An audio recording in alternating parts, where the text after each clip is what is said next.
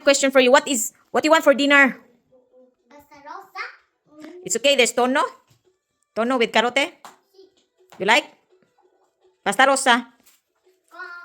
Mm. When Pasta rosa. the tuna with carote. Mabene. Yes, ma'am. Yes, mom. Jesus. Order mga kagnas restaurant. Hello mga kaswife, for today's video. Kaning request man si Kiara og pasta rosa daw. So ngaron, tono ang ako ang nahuno na agluto for today's dinner mga kaswife. So meron tayong onion, carrot, lagyan ko talaga ng carrot, and tuno or tuna ito mga kaswipes. At saka meron tayong tomato sauce. Let's start. Dami-damihan ko ang lutuin ngayon kasi nga para may mas stock ako, ilagay ko lang sa freezer. Ayan, onion. Onion. Bango-bango ng onion. So, ito ang bango-bango niya. May carrots. Gusto daw niyang carrots eh. May hindi na slice. Mga housewife. And then, nagpainit na rin ako ng tubig para sa pasta, no? Ayan. Mga housewife. Lagyan natin ng asin. And then, paminta. Lagyan muna first pala is yung tuna. Lagyan natin. Ayaw matanggal.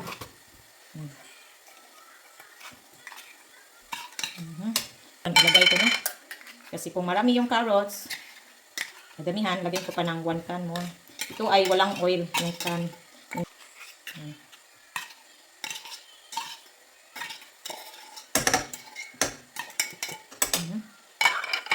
Very easy recipe lang talaga itong mga housewife. Okay, maura man yan itong muon. So, tama-tama lang pala yung ating carrots at saka onion. So, wag nang dagdagan ng tuna, no?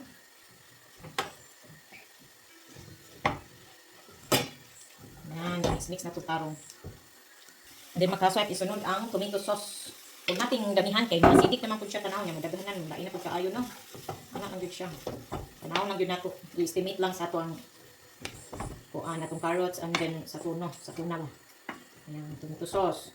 Kung gusto nyo, lagyan nyo ng warm water. Kung ayaw nyo ng masyadong soy sauce, tomato sauce. Pwede naman yata. Siguro kung wag. Ngayon, dagdagan ko pa. So, ayan, tama na yan. Ayan. Ngayon, lagyan natin ng asin. Siyempre, pag-estimate lang yung asin, no? And then, paminta. Tama na yan. Kasi may mga batang mag-angal-angal. Manong daghan ng paminta. Ay kuan halang. Pwede ta mag-add ani gyud tubig, no? Kay aron maluto-luto ang carrots, pero sa ako siguro din ako mag-add. Kailangan ko gani kay mo tubig na siguro ni pwede na nato para mag tubig. Uwat tag mga 10 to 15 minutes. Si Romo ang ako ang gamito na pasta makaswipe. Yan. Mga 250 grams akong lutuon na pasta. Yan, nagbukal-bukal naman ang ato ang tubig mga kaswipe. Maglagay tayo ng asin. Ayan, huling ganyan lang. And then, ilagay natin ang pasta. Ayan.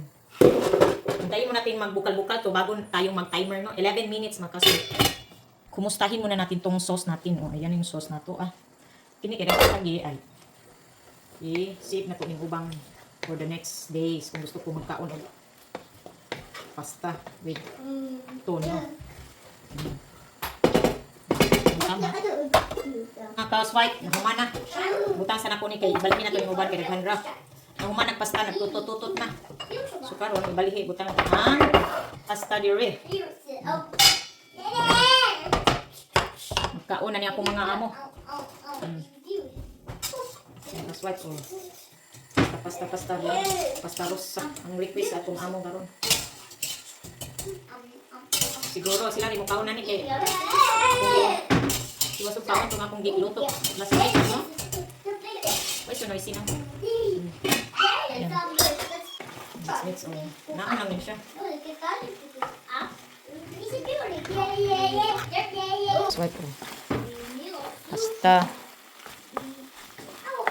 250 grams. Ang pasta nga akong giluto. Mao na ni mga housewife. Nga, pagkanunan ako sila. Hukad na wife. Ang ati ang pasta with tuna.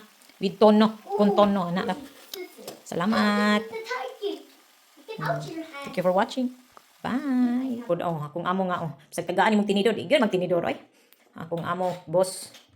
Bon appetito. Lami doy.